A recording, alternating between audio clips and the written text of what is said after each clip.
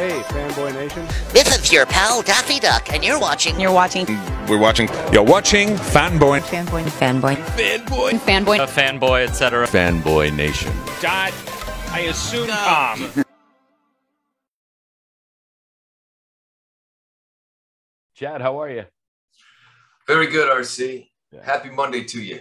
Happy Monday to you too, Chad Michael Collins. We are talking about Sniper Rogue Mission right now from Sony Pictures Home Entertainment.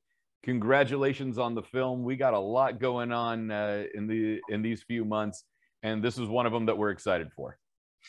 Thank you. This is number 9 in the franchise, so we're knocking on the door of double digits. So watch out, Vin Diesel. We're coming for your franchise title. You know, they're doing that. There's 12 Star Wars movies. There's 80 Star Trek films and spin-offs. So we got something to work towards. You know, I hope that we go into the triple digits. That's the goal here. Just give me the cane and the walker with the tennis balls in the bottom, and I'll keep sniping as long as they'll let me. Listen, by that time, knee replacement surgery will have been even more perfected than before. That'll be less than microscopic, and You'll be good to go. I'll have a sniper rifle built into my body parts somewhere by then, I'm sure. It'll be very Terminator-esque by then. So, you know, in this iteration, we're busting a sex trafficking ring, which has become a very hot topic, not only in films, but in society, especially after the last couple of years. I'm glad that it's finally being shown a light on it, but this is still a very heavy topic, even though in a sci-fi action film. Yeah, you know, unfortunately, things like this exist in the world, and they're brutal and they're tragic.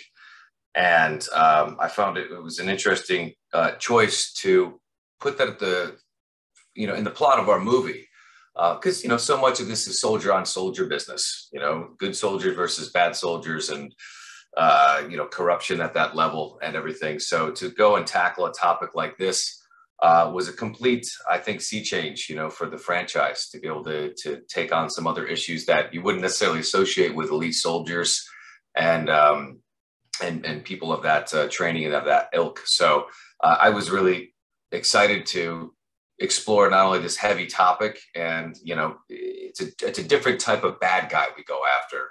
And like you say, it's one that does exist in the world tragically.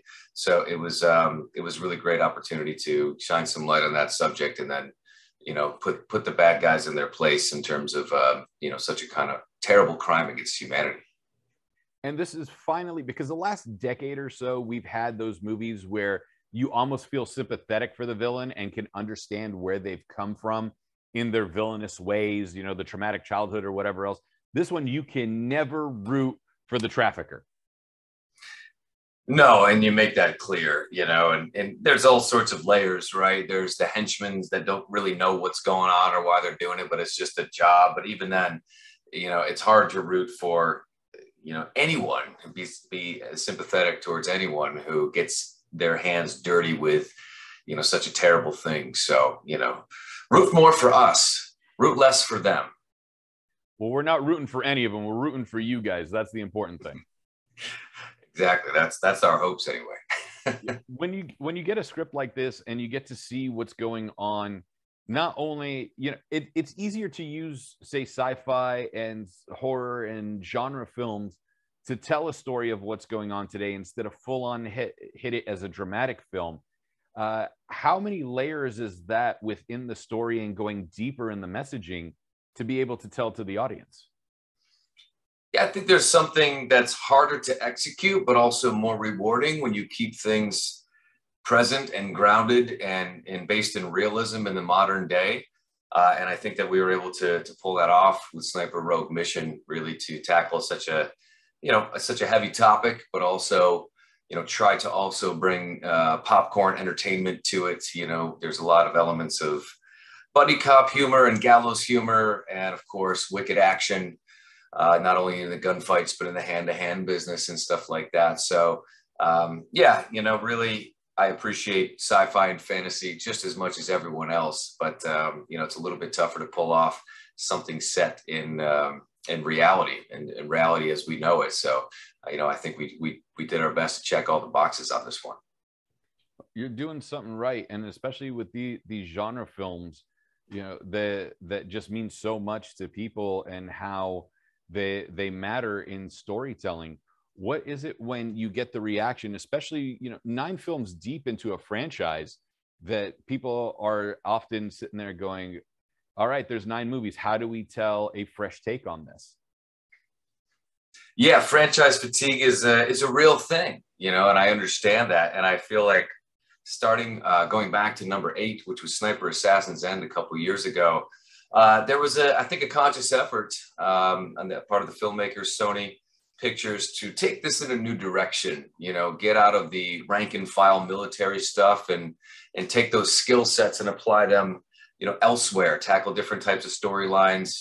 Now we have, we had laid the foundation for a team, so it's not just Brandon Beckett anymore. It's he's got Ryan Robbins, who plays Agent Zero. He's got Sayaka Akimoto, who plays the Japanese assassin Lady Death. And we brought back Dennis Haysbert on this one, who plays the Colonel. And he's kind of the captain of our ship once again, and is affiliated with the CIA. But of course, we're always about going off book, hence the title Rogue Mission. So, we're not meant for staples in the red staplers and corner offices or cubicles. So it was really fun to have him back and to really explore the team element in a way that we haven't really done before, especially across several films. And with Dennis not only being the All-State guy, but he played God in Lucifer. Like, is there a God complex at that point? Well, I'll tell you what, Dennis Haysbert, if he is the Almighty, he's a pretty cool guy. We talk a lot of football. We talk a lot of sports off a set. So, I mean, the Almighty is pretty down to earth, for those that are wondering. Well, that's the important thing, because we want to have fun, not only in a heavy topic story like this, but also the fact that it is still an action film. It still does have sci-fi elements to it. And it is a very human film in pulling out these people that have dealt with trafficking. And, it's being a light shown on such a tragic subject. And thank God for that, because there's so many people suffering with that in this world. When you make an action film like this, how important is the physicality for you? Because you're obviously in great shape. I got 2 bum knees, so I'm going to need those, attachments with cybernetic appendages to be able to reduce the time of injury or avoid injury altogether. And I presume that the stunt people were quite helpful with that as well. They really were. We were lucky to have a team from Hits International, which is a world-renowned stunt company, and they work on Warrior Halo. They did some of the stuff for the Marvel TV series. We worked out with them on the last movie. We had some amazing coordinators, and we were working every day. I think each and every one of us had a double. However, me, Ryan, and Sayaka, we very much like to roll up our sleeves and be as active as we can with the stunt work and everything else that's involved with making an action movie. So we did a lot of choreography and training and preparing for all the big fight sequences in the movie every day that we weren't actually filming on set, under the amazing tutelage of Johnny, Sean, and a lot of the other people at Hits International. So it's fun. You leave with your bumps and bruises. Not all the cuts and the bruises are makeup by the end of one of these shoots, but it's very, very rewarding, very satisfying to have kind of gritted that sort of stuff out, and you take your licks, and you feel like you really accomplished something by throwing yourself in that mix. So I think the fans are really going to enjoy the fight scenes. There's me and Lady Death square off as usual. Ryan Robbins, Agent Zeros, has this amazing elevator fight, literally in an elevator, fighting in a phone booth type thing. That's just epically brutal. And the shootouts are fantastic as well. And so we've got a little something for everyone in this movie all across it. Is it almost a badge of honor to get the scars on the set of the film this time? Like if you were playing football or wrestling or anything else? I think that's a young man's game. I think when you're a young man, you're like, oh man, I got this gnarly, cut that needed stitches, or I chipped a tooth in that one. But as you get older, those kind of accomplishments wear off, and you're like, oh, that's just annoying, and I need ice, and I'm gonna have to ice and elevate later to get through another day. So I think that it is a badge of honor when your body can recover and heal from it quicker. but now it's something to be avoided a little bit more, as you get older, until they perfect that cybernetic technology for us. You got to keep the bones and the ligaments all where they should be. Listen, man, you still have all your hair, so you can't complain about anything. I am blessed to still have a full shock of hair. It is a blessing, and I hope that continues all the way until the dirt nap. We'll see. Well, going back to the film real quick, I know Josh Brenner is in it as well. Josh is a really nice guy. He's really funny. I presume that he's, obviously a consummate professional, but still part of the lighthearted behind the scenes stuff, or at least in between takes. Let's be honest. Josh was the sleeper guy that had the most athletic ability, right?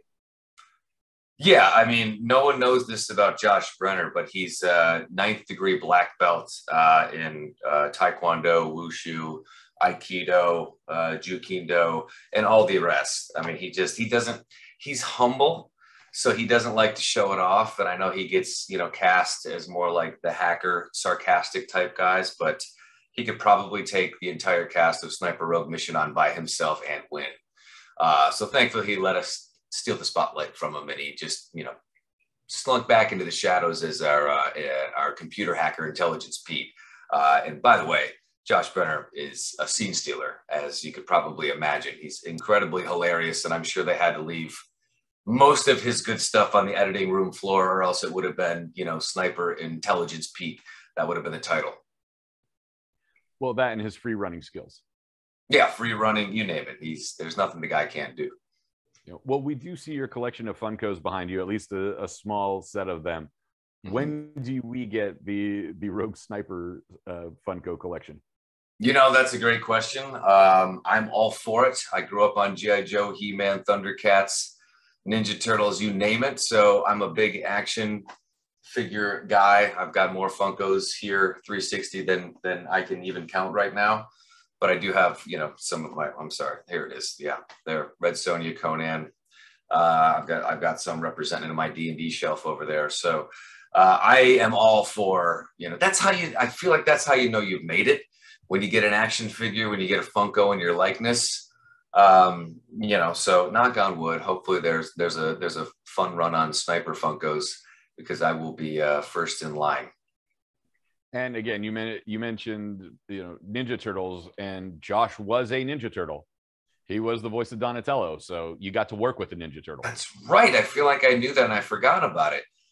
Fun fact about Donatello: the Nintendo game Ninja Turtles was almost impossible to beat. I did beat it, by the way, but Donatello was the actual star because his long staff had the most reach. Whereas Raphael was a liability because he had these short little swords, and Nintendo don't care. 8-bit, you got to get at him from a distance. So Donatello was a rock star there. I know he doesn't get as much love in the nerd circles. Donatello does machines, but he's always been one of my favorites. And it helped being Ninja Turtles swimming through the sewers in that game. I had that game too. So yes, that was tough. Yeah. Gosh, the swimming, the van stuff. Oh my gosh, you're bringing back memories now. Well, you're doing voice work, you're doing action films, you're doing all sorts of things. Is there going to be a Hallmark Christmas movie at some point that's going to tie into the Sniper films? Oh man, boy, we'll have to have some chats with the creatives at Hallmark to try and make that work. I'm all for it. I love doing Christmas movies. Look, don't get me wrong. To play a pretend soldier and pretend action hero is such a bucket list thing for me. But it's also really nice to do the lighthearted fare. The Christmas movies, the rom-coms and stuff, because, it's grandma doesn't have to leave the room because no one's head is getting blown off. So it's nice to put out some of the wholesome content here, but, that's not what this movie's about. This movie is about taking down some dirty, dirty bad guys and doing it in the brutal and effective way.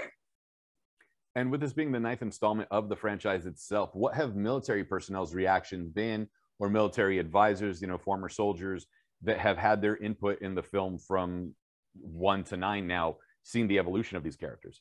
Yeah, we've always had amazing military and technical advisors. You want to get it right. You want to really pay tribute and represent well the people who are doing it in real life. And it's no joke. So we take that very seriously, obviously on-set safety and everything all the way through. And to really, actors being humble enough to learn from experts. And I think that that's, you know, we do take advantage of the amazing people that are available to us and do try to represent them well. You know, I know that, you know, former and current servicemen and women, they love movies like this. They love to see these stories told and these things represented, much like in the Call of Duty universe that I'm a part of. You know, they just absolutely love it. So, you know, you really want to get it right, you know, for them to really represent them well. And we always try to do that. We never try to take any shortcuts there. I dig it, man. All right. So it is August 16th, digital, Blu-ray, and DVD. We send grandma and the kids out of the room. Why do the adults need to watch Sniper Rogue Mission? Why do the adults need to watch Sniper Rogue Mission? Great question. I think that if you like your action movies to have a little bit of everything, you're going to love our film. You know, you're going to laugh at the buddy cop moments. You're going to laugh at the zingers. You're going to laugh at the gallows humor. You're going to laugh at Intelligence Pete, Josh Brenner's, you know, improv skills and how he's into puzzles and also orange soda.